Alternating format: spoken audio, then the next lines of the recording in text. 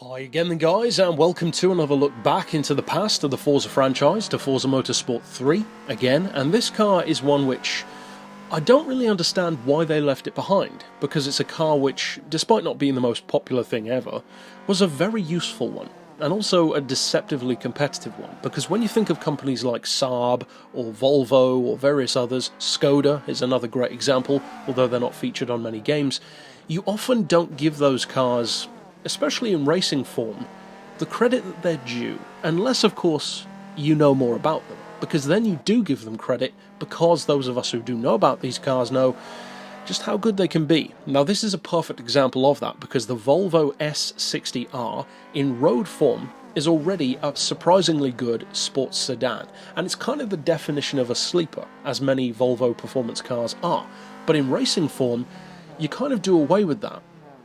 Because although there are sleeper cars in the racing world, but it kind of is a different definition, they're cars that do better than you expect rather than being understated, the whole sleeper appeal aspect doesn't apply as much because it's just a full-on race car. But at the same time, you can definitely still cash in on the kind of opinion that many people have about Volvos, Saabs, Skodas, Fiats, those kind of manufacturers which aren't the obvious choice. And this is a prime example of why those who do give short thrift to those cars are getting it wrong, because this car is really good, and it's good on all of the Forza games that feature it. Now, what do you get for those who have never driven the car, maybe aren't familiar with it?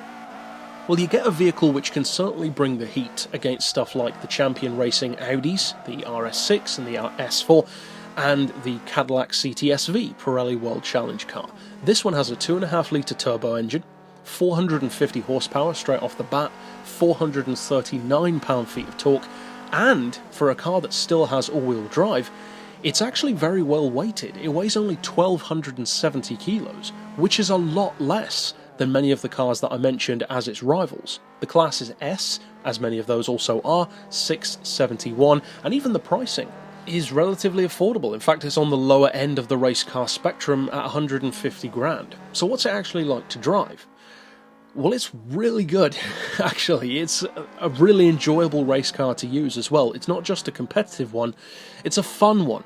And that's something which I've spoken about before on the channel, because, and I'm sure many of you guys feel this way as well, if you can find a race car that is not only good, but that you enjoy using, that can often make all the difference between setting a best lap time, or finding a best racing line, or just clinching a victory in an actual race. It really can make the difference, and there are many people who don't appreciate that as being a factor of racing or of motoring.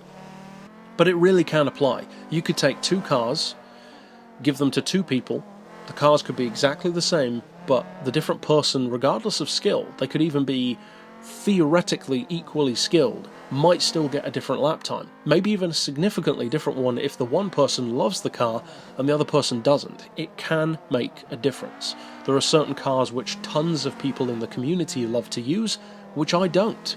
I don't find them bad, I just prefer others, and because of the fact that I prefer others, I put more effort into tuning them, learning how to use them more effectively, and that is the kind of method and theory behind tuning that results in me and others like me being able to use cars for drifting, for instance, that aren't as expected, like a NASCAR to drift with, or a pickup truck, because it's less obvious, yes, but being less obvious doesn't make it less capable. And that is the case with something like this as well. It's a very capable car, the handling is such a pleasure to work with. Now with some all-wheel drive cars, such as the Champion Racing RS6 for instance, they can have a tendency to feel heavier than they actually are due to almost an overabundance of grip over the front wheels. And again, of course, that's in part due to the all-wheel drive. This one can have a slight tendency to fall into that, but it's easier to solve that issue than it is with the RS6, because no matter what you do to the RS6, it always kind of feels like a big heavy car. Whereas with the Volvo, this is more like the S4. It's a little bit larger, a little bit beefier, but it still feels very nimble, very forgiving. This is actually also quite a beginner-friendly car as well, as far as race cars go, that is. and it almost feels in some ways like an amalgam of a touring car and a rally car, kind of the best of both worlds put together. You've got the kind of forgiving handling and the tons of downforce and the grippy nature of a touring car, but then with the all-wheel drive grip and cornering style, sometimes, of a rally car. And those things actually meld together extremely well.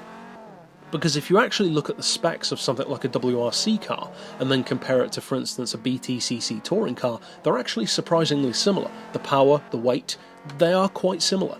It's just that one's front-wheel drive, one's all-wheel drive, and of course one is for track racing and one's for dirt racing. Now, there are many differences, but the similarities are definitely there. Likewise with this one, it feels almost like a rally car for the road, and I think it's all the better for it. So if you do get the chance to use this car, which certainly isn't an obvious choice, but it's one which I do definitely think is a shame that we don't have anymore, because it is a weapon.